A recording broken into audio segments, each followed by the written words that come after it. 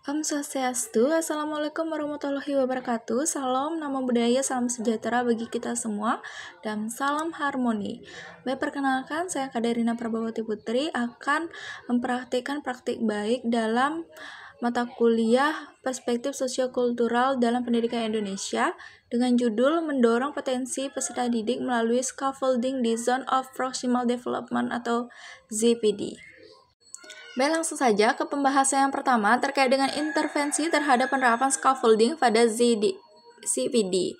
Jadi CPD ini merupakan Zone of Proximal Development yang diperkenalkan oleh Lev Vygotsky.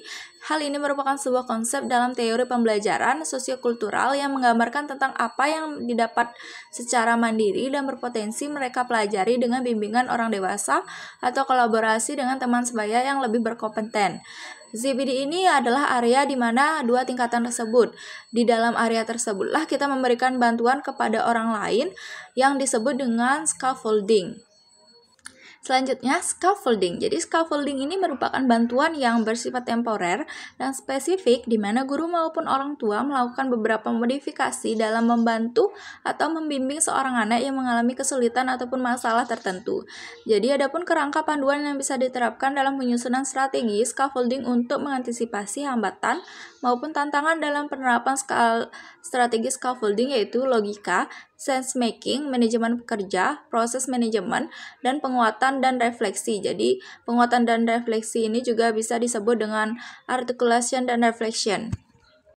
Baik, berdasarkan hasil observasi yang sudah dilaksanakan sebelumnya di SD Negeri 3 Kampung Anyar, banyak ditemukan peserta didik dari latar belakang sosial ekonomi rendah menghadapi tantangan dalam memahami materi secara mandiri. Berdasarkan hasil observasi dan wawancara, guru menyadari bahwa pendekatan individual tidak cukup efektif jika tidak disertai dengan strategi dukungan bertahap dan juga media pembelajaran. Untuk mengatasi tersebut, guru mulai menerapkan scaffolding sesuai dengan ZPD. Strategi yang dilakukan yaitu yang pertama, melakukan asesmen diagnostik untuk mengetahui kebutuhan belajar siswa. Yang kedua, melakukan pendampingan belajar secara bertahap dengan menggunakan media pembelajaran konkret, pertanyaan pemantik, dan juga diskusi. Yang ketiga, materi pembelajaran dikaitkan dengan kehidupan nyata peserta didik sehari-hari. Dan yang keempat, bantuan secara visual dengan menggunakan alat peraga untuk menjembatani atau menghubungkan konsep abstrak peserta didik. Selanjutnya, teknik pembelajaran, yaitu yang pertama, scaffolding secara bertahap. Jadi, guru memberikan bimbingan awal dengan pertanyaan panduan maupun clue, lalu secara bertahap mengurangi bantuan saat peserta didik sudah mulai mandiri.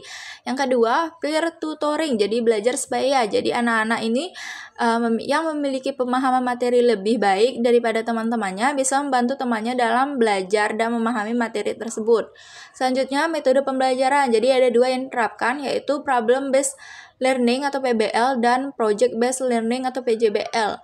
Kalau untuk PBL ini berbasis masalah, kalau untuk PJBL ini berbasis sebuah project atau proyek yang dilakukan oleh peserta didik. Baik, untuk selanjutnya, hasil yang dicapai terkait penerapan scaffolding pada ZPD di SD Negeri 3 Kampung Anyar, yaitu yang pertama, dapat meningkatkan keterlibatan siswa. Siswa yang awalnya pasif menjadi lebih aktif bertanya dan menjawab pertanyaan yang diajukan oleh guru. Yang kedua, kemampuan memahami materi. Jadi banyak yang kesulitan dalam tugas individu, sehingga ketika dilakukan pembelajaran kolaboratif melalui scaffolding secara bertahap dan tutor sebaya, anak-anak tersebut mampu memahami materi secara lebih mendalam.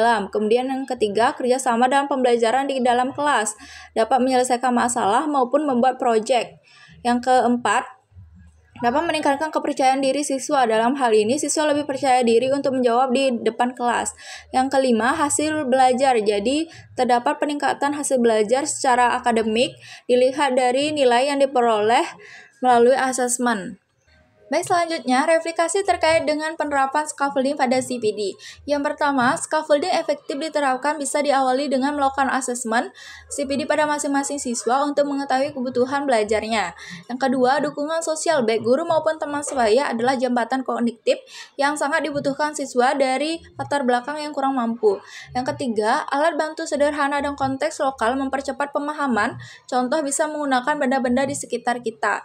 Yang keempat, pemberian tugas-tugas secara berstruktur, mulai dari yang kognitif rendah hingga tinggi. Kemudian yang keempat, pengurangan bantuan scaffolding secara bertahap seiring waktu. Bantuan dikurangi saat siswa menunjukkan peningkatan pemahaman dan keterampilan.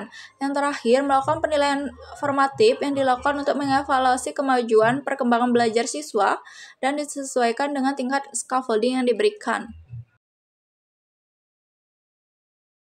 Baik, sekian kampanye praktik baik yang dapat saya lakukan. Mohon maaf apabila terdapat salah kata ataupun ucapan. Saya akhiri dengan Om Santi Santi Om. Wassalamualaikum warahmatullahi wabarakatuh. Salam nama budaya, salam sejahtera bagi kita semua, dan salam harmoni.